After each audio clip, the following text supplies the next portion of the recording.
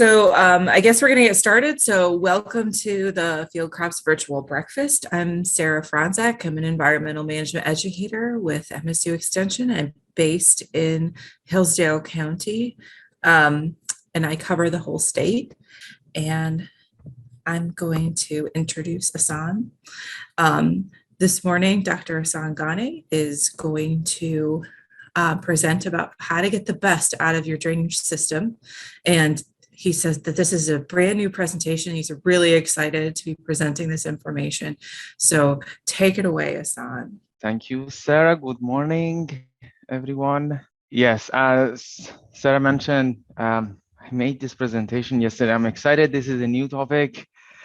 So I'm going to give you some tips about how to get the best out of your drainage system. So they're going to be I'm going to start off with a scenario where you got an undrained farm, you don't have a system in there, and you want to install a tile drainage system. And also at the end, I'll get to some of the things that if you already have one, these are some things to look for.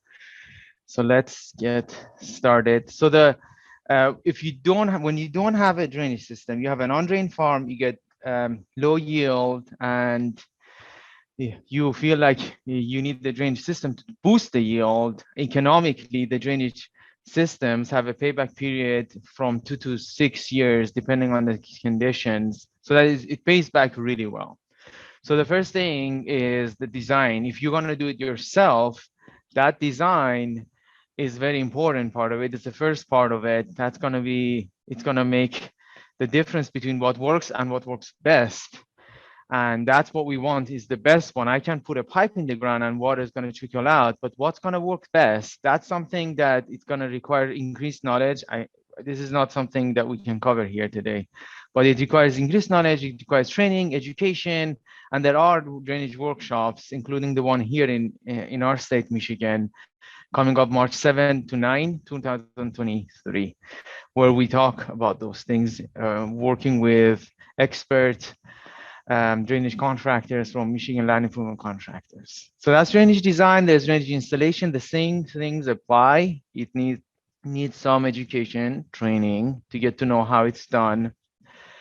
In addition to those trainings, that you can also gain some of those in those workshops, is the ideal conditions for installing a drainage system. So the ideal condition is that you're going to have a ground is dry as that's the best. That's something to look for. For example, a strategy could be that you grow crops with an early harvest. Let's say, for example, you grow wheat. That's something I've seen happen, where you grow wheat, you harvest it in July, and then you got late July, you got August, you got a dry period of time to install it. That's the best time to do it.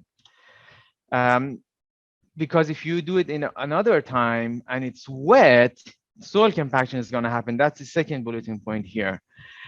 Avoid installation when the soil surface is wet. It's going to cause soil compaction. We've seen those happen, and we get phone calls, and the farmer says that, oh, my drainage system wasn't, so it's not working, water's not coming out.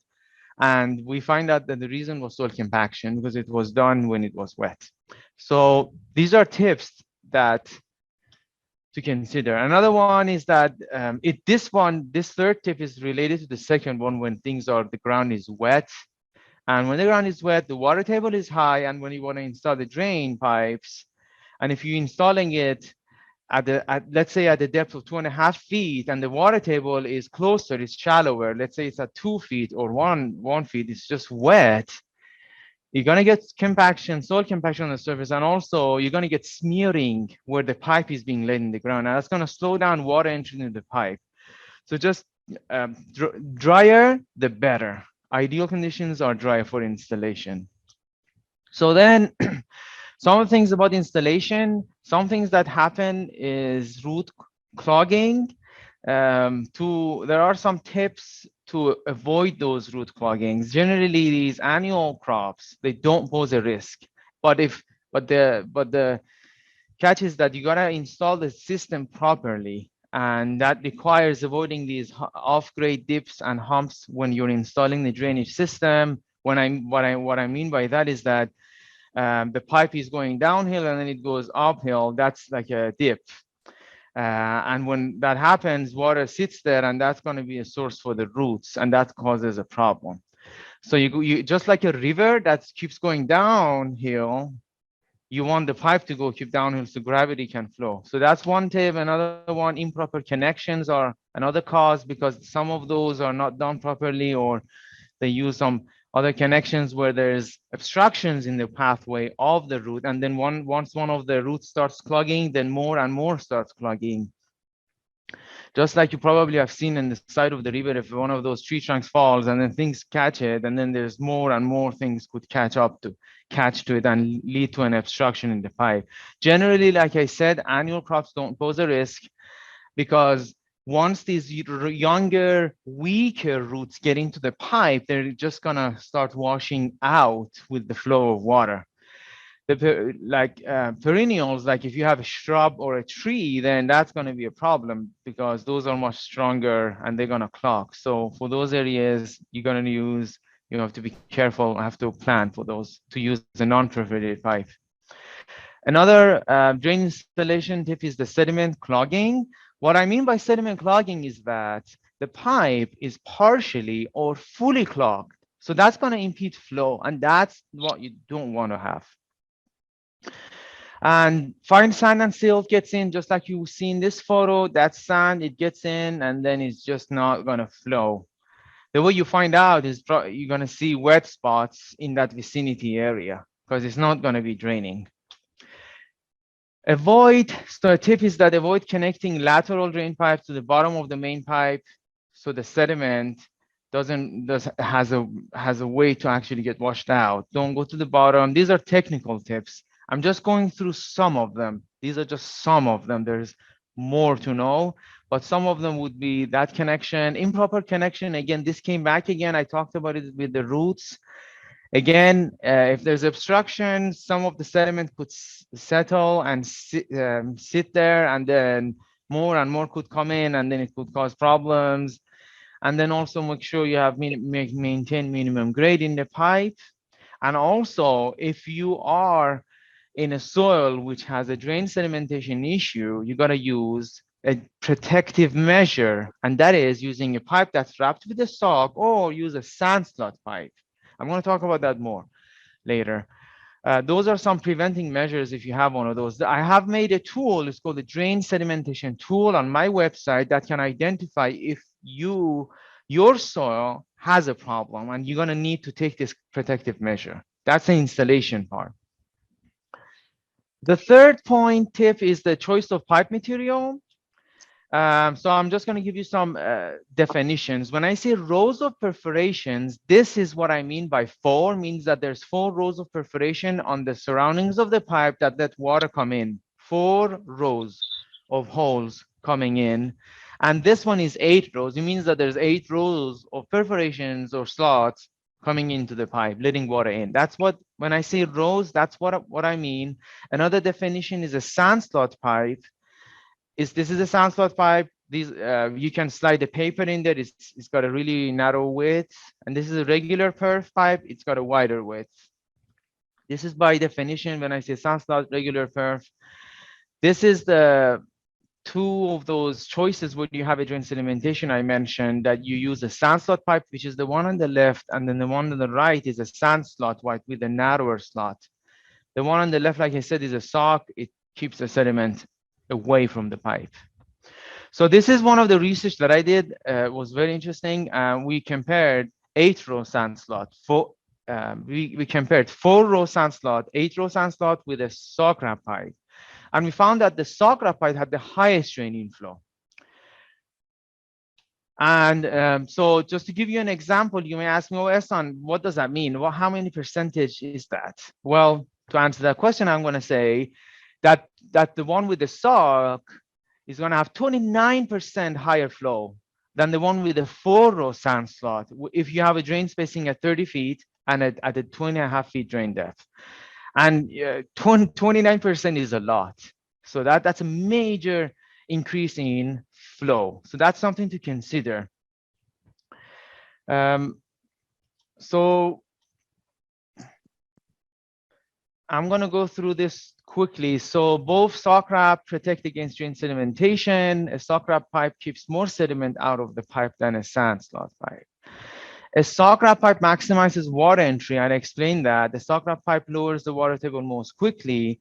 In terms of benefits, because it's going to lower the water table more quickly, there's reduced risk of crop damage. With heavy rainfall, there's going to be reduced risk of delayed planting because you're going to drain that water quicker, faster. And also, we did some research and we found that the ones with because you're removing water quicker, you're going to have a modest increase in crop yield.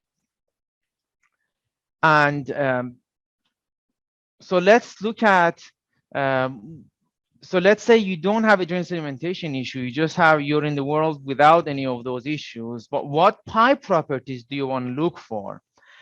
So briefly, the most important pipe property you want to look for is the rows. Make sure if you want to get water out of your farm quicker, you got to go with 8 row. 8 row is going to drain faster than 4 row. That's the fact. So if you're doing it yourself, or if you hire the drainage contractor, this is something I advise that you would ask your contractor. Yeah, I just call him, hey, I wanted this 8 row.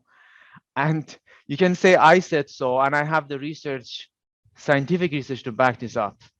8 row is going to drain faster. Make sure you look for that. The second most important is the slot length. The longer, narrower slots are better than the wider, shorter slots. And also slot width doesn't make a big impact. It has minimal effect on this.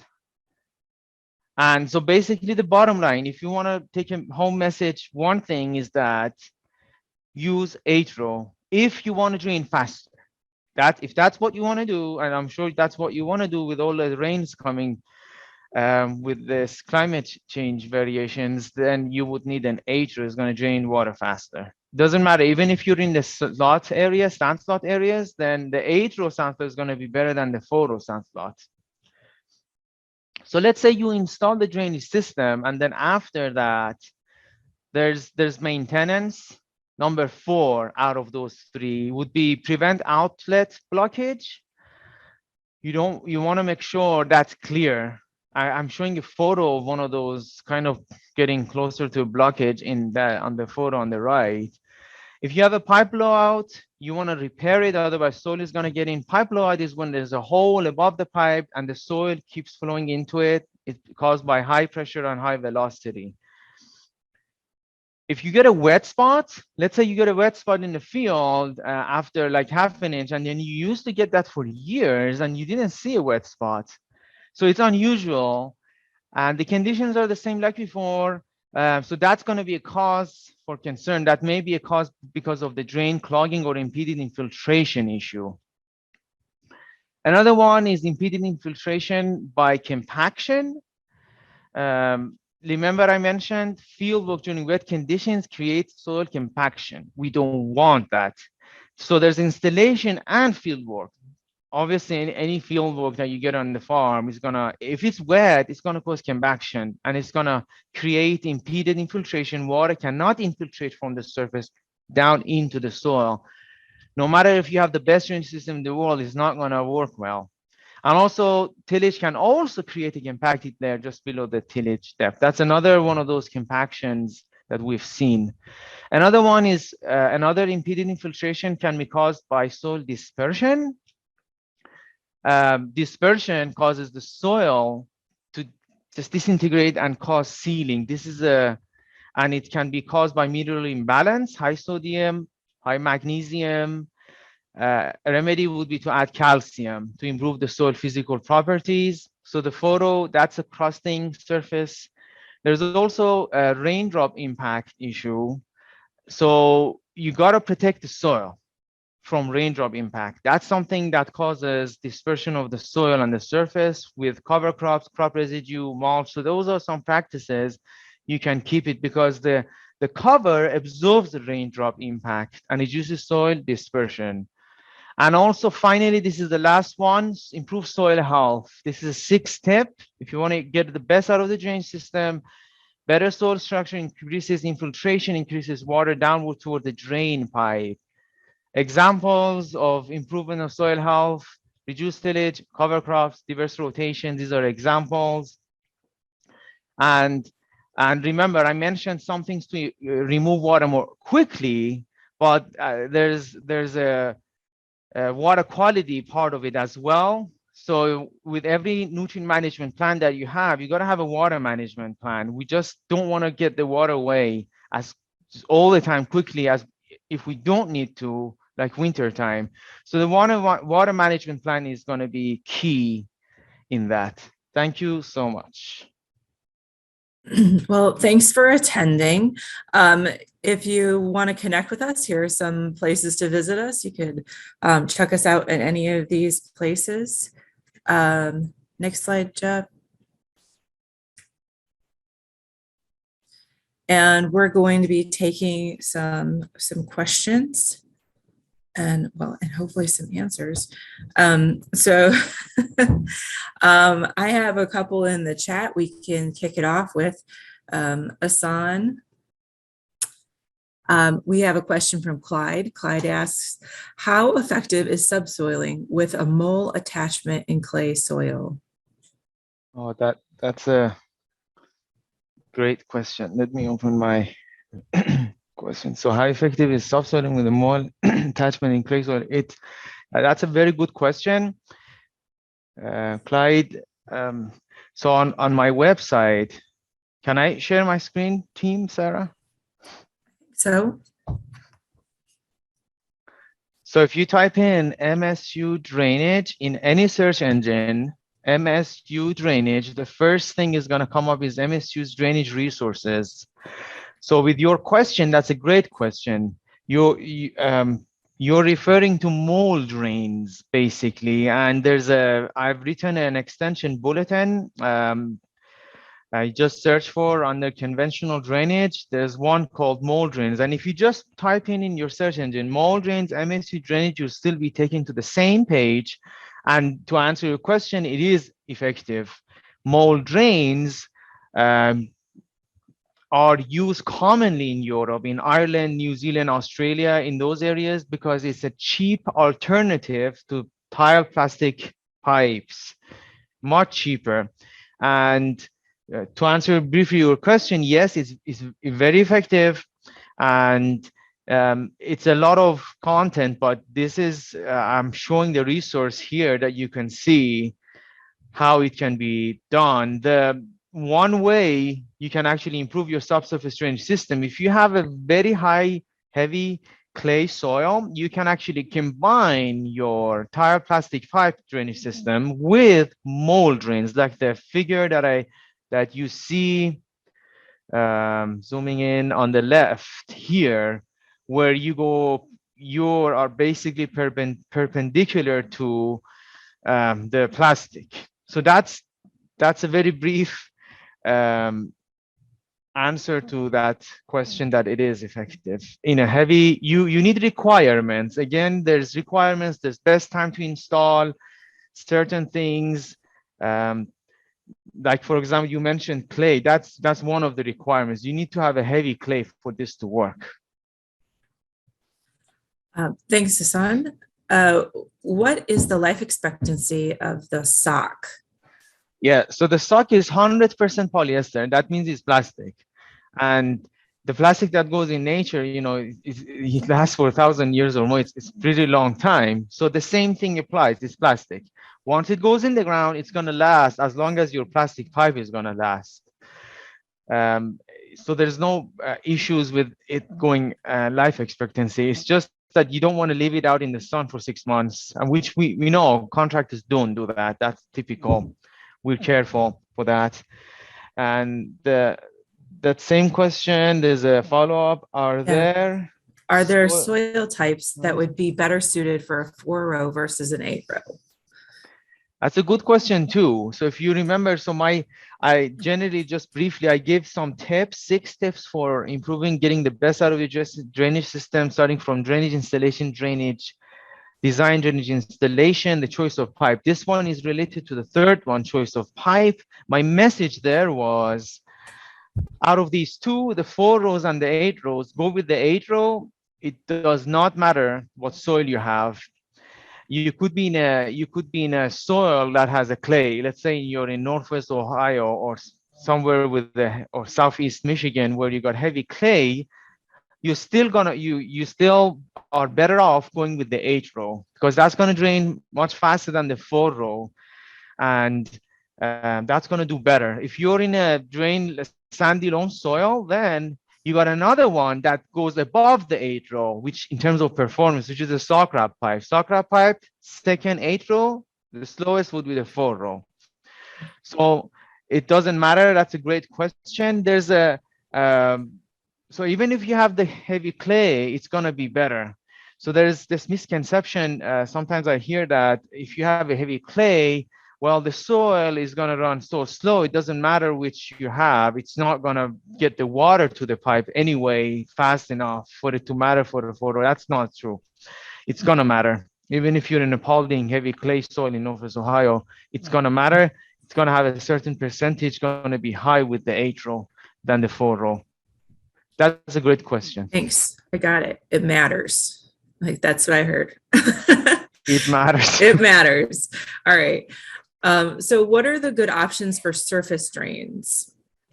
Okay. So Leon, I think your question is about options is a little bit general. So basically, I think you mean, do I need surface drainage? I think that's what you mean. So that surface drainage is, that's I'm getting a second talk with this virtual for the first time. It's going to be in August. That's where I'm going to talk about this question. So I invite you to join there, where I'm going to talk about where it's suitable to have surface drainage, and why is it important. For example, it's important because with the changing climate, you're getting these downpours, extremely heavy rainfall, and that drainage system can't handle all that water. So it becomes a question, do I need the surface drainage, or can I just get away with that subsurface style drainage system? Again, that website that I shared with you, type in MSU drainage, surface drainage. I have a complete page about this with lots of figures and photographs about this surface drainage there. So Ehsan, if Leon wants to go ahead and open his microphone, he may be able to clarify exactly what he was saying or asking. Wait a second and see if he opens his microphone. If not, we can always go on to the next question, Sarah. All right. Can you hear me? Yep. Yes. Yeah. It sounds like what you're going to cover in August is where I really need to tune in for. But I mean, we need them because we have heavy soil, and when you get these downpours, it takes so long, and then the soil isn't exactly tilted the right way. So there's areas where you just get a big sea of water and it goes down too slowly. So, but of course, if you have stuff that's sticking up there, it's in the way all the time. So, but you know, what are good solutions to that problem? That's one of our problems here. Well, thanks for your question, Leon. And yeah. So anyway, how can the water still have a workable, something that we can potentially work around? And that's really what we're. All right. Thank you. Yeah, thanks, Leon. Yeah, that's so like you mentioned, the downpours, that's where they come in. And if it's really site specific, what the specific solution would be, I would need to know the topography. So I would need to know more, but just the general answer, I would say the surface drains are suitable. And this is, and there are, if you go southeast, I visited North Carolina, they use those because they get the downpour, heavier rainfall that we're getting. We're getting some of those heavy rainfalls here too now these days. So yes, the surface drains are useful, but it has to be done right because we don't want to cause erosion on the surface. And things like the simple things are these shallow ditches, shallow vegetated or grass waterways that can actually help take water away. But for those things, you need you need the help of the land topography for surface drainage to work without causing surface erosion and maintaining the water quality and health of the soil there. So depending on the landscape topography, you would need to use some of the methods that I have in that bulletin. If you search MSU drainage, surface drainage, and you will find that with that there's basically these options of shallow drain ditches that will come in and intercept the water and take the water away. But it requires, so it may require some land moving and land forming, because if it's just this depression somewhere that has no way for the water to get away, then it may require some other remedy than surface drainage to get the water away. For example, if it's just sitting there, it's a small, it's an area, blind inlets are one way. You could have extra drain laterals in that spot. If it's so there's so many, it is complicated situation, but I try to give you some tips based on what the situation may be. Thanks. You can always call me too, Leon. And we're looking forward to your other virtual breakfast and cover some of that then too. Thanks. Shane asks, regardless of soil type, would a muck pipe with sock increase flow of water to and through the pipe? Shane, that's a great question. So the question goes back to my third tip, which was the most important one, was about choice of pipe. And it's basically regardless of the soil type. Let's say you got a sandy loam or silt loam, regardless of the soil, if you get a muck pipe, you wrap the sock around it, will it matter if you just use so this is a regular perf. So you get the regular perf. Typically this is what's done. Regular perf is wrapped around, you get one of these socks, you wrap around this. But if you do the mock, the answer to this question is that it doesn't matter. Isn't it amazing? So you could put 4-row, 8-row, a mock underneath this and cover it with the sock. It's still gonna be high performance, just like before, because once water, so all of the slow part of it is here when the soil is around it. So once water passes the openings of the sock here, then there's no soil underneath. It's just going to be an opening, gap, empty space with some water. And then water doesn't slow down. It doesn't lose energy. It's just going to go quickly find its way to the opening, closest opening. Where it slows down is before, is from here and out. So that's a great question, Shane.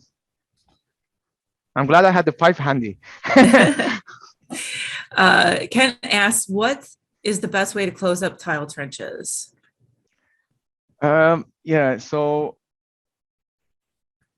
what is the best way to close up tile trenches? So that basically for the audience, tile trenches are those machineries where they create a trench and then they lay these larger pipe sizes, like an 8 or a 10.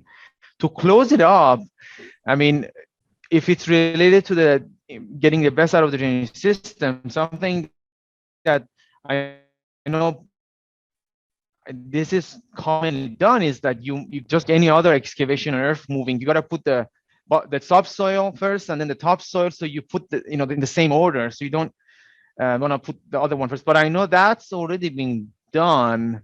So I don't know exactly if Kent is here, he could give some more detail. What is the best? I mean, with the machinery, you put the soil back in on top of it. I don't know if there's a best way. I don't know. I know there's a way they're doing it now. Yeah, and what I see is that if you can reduce disturbance that's probably your best bet. So like the least amount of disturbance is the best. If you end up disturbing, you're going to end up with compaction, bad soil structure. And so that's going to be a bigger issue for growing crops. I don't know if that's what Kent was getting at, but I'll tell you, in my experience, you can literally feel it when you walk across the field if it's been done badly. So like you can feel it under your feet. So to follow up, yes. So this was a tile trench question. There's a tile plow, which goes in for the lateral drain pipes, the 4-inch ones. And after you install with the tile plow, the earth, the soil is shifted up, and then the pipe goes in, and then it goes back down again. That's how the tile plows work. And then in those, the surface gets really disturbed. You know, you get big clogs, and there are ways. So some contractors, they do a better job. They actually come in and smooth that area with their machinery. So I think that's what you mean, Sarah, to get that smoothed out. So it's not like big clogs. And I've seen those clogs in some places, but some of the ones, my colleagues, they actually smooth that surface with a tile plow. This is a tile trench question, and the trench is always going to disturb it. It's just going to be a big trench, open up in the ground, and then you just put the soil in the same order back in with the heavy farm machinery. Right. Tom says, does it matter if the drain pipe is laid parallel or perpendicular to traffic, like tillage and spraying and harvest? That's a good question. I've never gotten that question. I'm glad you asked. I don't believe it does. That's my understanding, my knowledge. I would say no, it doesn't really matter. It doesn't matter. Water is going to find its way, down, because if you're tilling, the wheels or your field operation, the wheels are just going to go in one direction, but the wheels are not going to take the whole farm. It's just going to take a certain space. Water is going to go around that down if there is compaction. So that's not a problem. It doesn't really matter. But good question. Thanks. What does the cost of the sock when you add it to your pipe? Is it significant? It is. So when it comes to the economics, like I mentioned, the one with the socks, or actually there is a drainage contractor in Bay County and the surrounding counties that he serves. He uses the sock, and his customers say they're very happy. In terms of the pipe cost, the cost is so based on May prices, it was 18 cents higher than the one without the sock for a 4-inch pipe. For a 4-inch, because that's the main cost. 4-inch lateral pipes are the main cost, and it's 18 cents difference between the two. It used to be, when I started my research in 2019, it used to be 16 cents. The price difference went up. Actually, I think it was 14 cents. And then it went to 18 cents, the difference. So there is a price difference, but there is also benefits that you need to consider on your own, because the economics is complex. It's going to depend on how much yield benefit you get. Is that getting a timely planting, is that worth it? That's something that requires more complex, and it's site specific. I cannot give an answer for it's site specific, depends on your climate, soil, farming, crop, and all of those things. So you need to consider that, but it is a price difference of 18 cents. Thanks. There's one thing that John put in here that I think this is a great way to kind of wrap things up. Every time that you dig, you should always call Miss Dig, because you never know what's lurking beneath the surface. No, because phone lines, gas lines, all those other lines that get buried in our fields, those are very expensive to replace and can be dangerous if we go too deep. So we always want to call Miss Dig before we do a project. Thank you so much. Yes. Yeah, that's a really good point. So I think we've run out of questions, but I really appreciate everybody being on with us today. And I think we thank you, Ehsan and Jeff, and we're gonna have a great weekend, it sounds like. I'm gonna head to the botanical gardens because Jeff told me I could. Sarah, let me just re-emphasize. We had a question about the RUP credits again this morning. The RUP information is for email. There is no website for that. And so that email to send the information is to house@msu.edu. house@msu.edu. And I did put that information in the chat for Gary. So we should be all set.